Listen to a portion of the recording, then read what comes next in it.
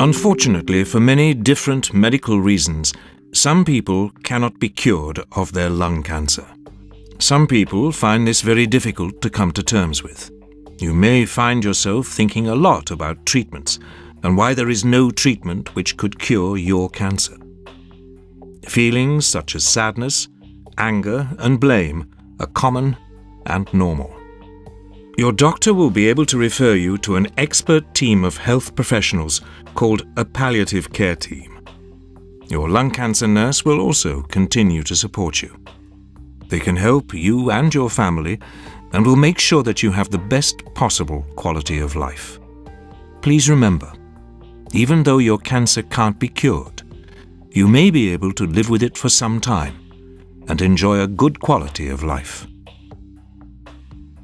When I found out my lung cancer couldn't be cured, I felt shocked and horrified and numb. I just saw my whole life sort of disappear within front of me. The first 3-4 months after being diagnosed with cancer was very difficult. I'd had the radiotherapy treatment and then I started on the targeted therapy treatment. I had no knowledge of whether the treatment's going to work or not. So emotionally it was quite difficult to cope with not knowing whether the treatment is working or not. My eldest son had just started what we thought was an excellent career move. He'd got himself a job down at Doncaster, a flat, and then this bombshell hit the family that I'd got diagnosed with cancer. I knew that I wouldn't be able to carry on doing the physical work on the farm.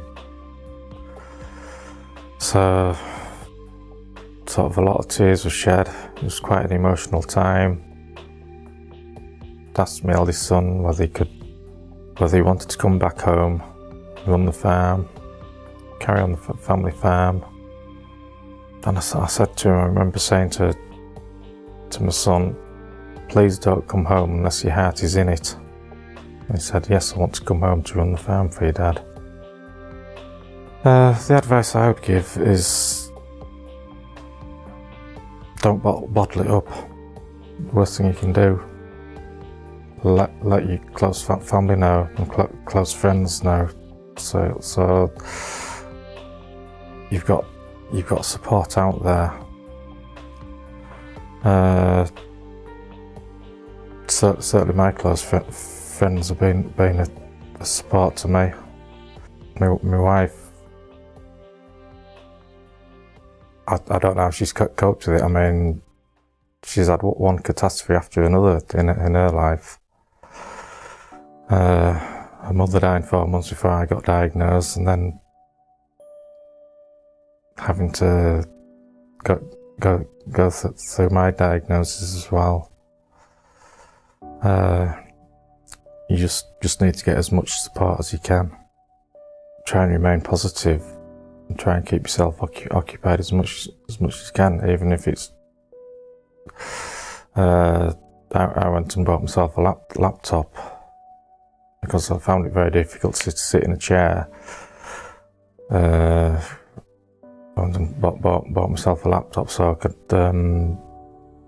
lay on the bed and where I was comfy and keep in touch with the outside world through use of a laptop or even a mobile phone. It keeps you in touch with the outside world. I was still able to run the backbone of my business from where I was, even though I was in such pain and laid on my back. It gave me something positive to keep my brain on. Now I take each day as it comes. As long as I wake up in the morning, the sun's shining, I'm happy.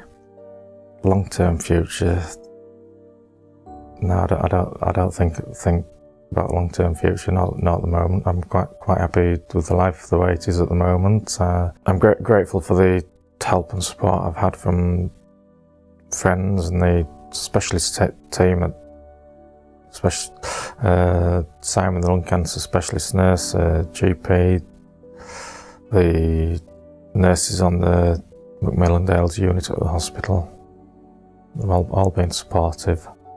And going back to when I got diagnosed, 4 days after I got diagnosed, we were having a family party.